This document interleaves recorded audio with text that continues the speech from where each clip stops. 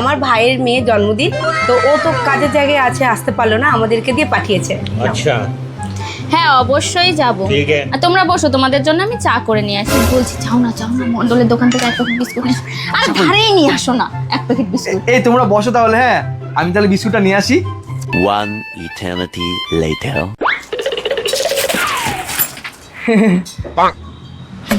এই মিষ্টি দাও দাও, চা দাও।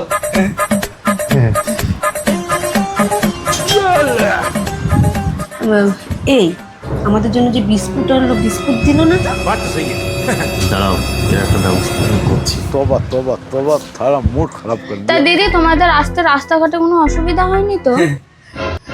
না না, আরে না না, তেমন কোনো অসুবিধা হয়নি।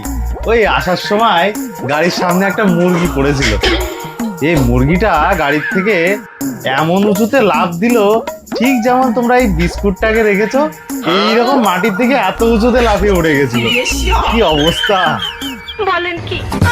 এ মা, যা দেখেছো, তোমাদের বিস্কুটটা তো দিতেই ভুলে গেছি।